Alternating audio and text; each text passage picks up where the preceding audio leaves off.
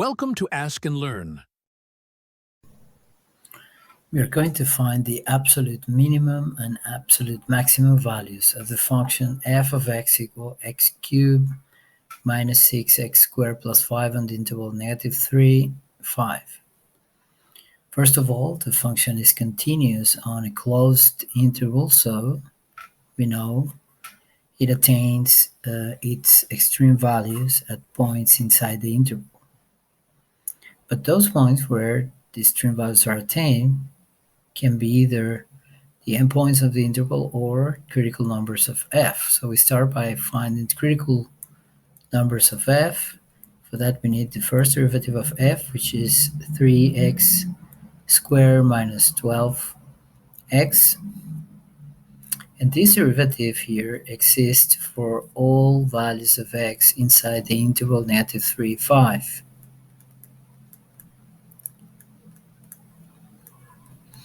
It means that the only critical numbers of this function are those values of x for which the first derivative is equal to 0. That is, this. And then we have to start by solving the equation first derivative of f equals 0. So this equation is equivalent to 3x squared minus 12x equals 0, which is the same as 3 times x squared minus 4x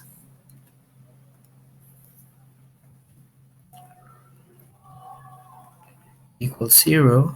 And because 3 is not 0, this is equivalent to x squared minus 4x equals 0, which is equivalent again to x times x minus 4 equals 0. And because we have factored out the polynomial, which is equated to 0, we get that either of the factors can be 0, so x can be 0 or x can be 4. And in this case, these two solutions of the equations f derivative equal to 0 are both inside the interval -3, 5. So we can say that the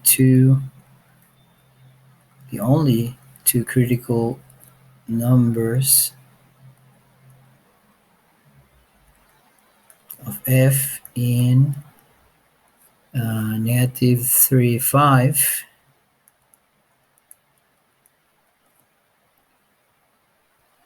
are 0 and 4. So now we know that the extreme values of the function is on the interval -3, 4, 5 happen or occur at either at the endpoints or these two critical numbers. So we got to evaluate the function at those four numbers and choose the largest and smallest values.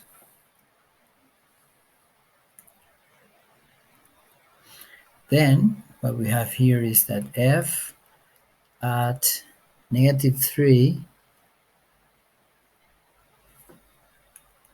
which is the left endpoint of the interval, is, let's remember, f is x cubed, that is -3 cubed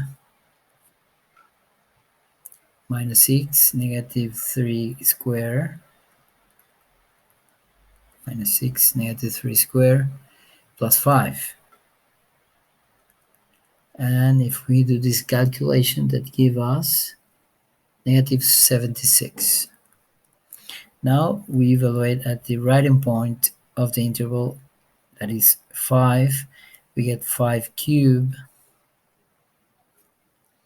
minus 6, 5 square plus 5, and that gives us -20. Now we evaluate at the critical numbers 0 and 4. At 0, we get 5, and at 4, is 4 cubed minus 6 times 4 square plus 5, and that's equal to negative 27. So we have these results, and then the largest value here is 5. So that's the absolute maximum of f on the interval negative 3, 5. And the smallest of the values is negative 76. This is the absolute minimum of f over negative 3, 5. So we give that answer here. The absolute minimum value of f on the interval negative 3, 5 is negative 76, and that value occurs at x equal, in fact, the value where this absolute minimum occur is the left endpoint of the interval. So at the left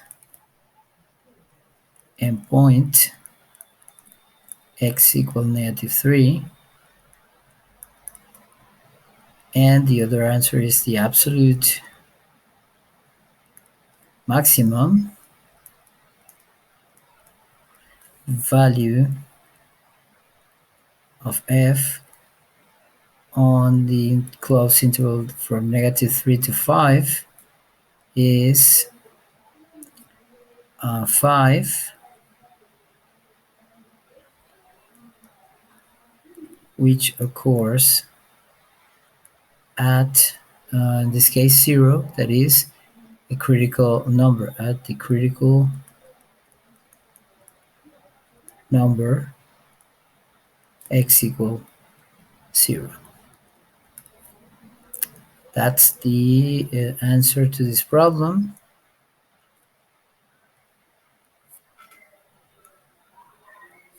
And in summary,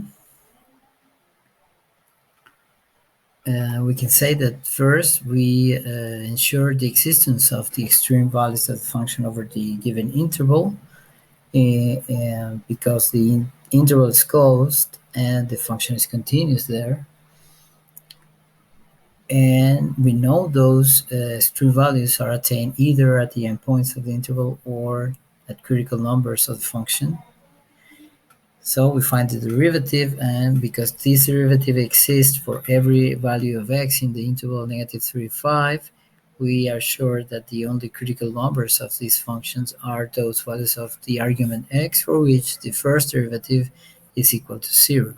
So we solved the equation first derivative equals 0. We found two solutions, both of which lies in the interval negative 3, 5, and for that reason we have to consider both critical numbers. And the two critical numbers, the evaluation of the function gave us 5 at 0 and negative 27 at 4, and the evaluation at the endpoints gave us at negative 3, we obtained negative 76, and at 5, negative 20. So the largest of these four values is 5, attained at 0, so that's the absolute maximum of the function over the interval. And the smallest of the values is negative 76, attained at negative 3. So this is the absolute minimum value of the function on the interval negative 3, 5. And that's the final answer to this problem.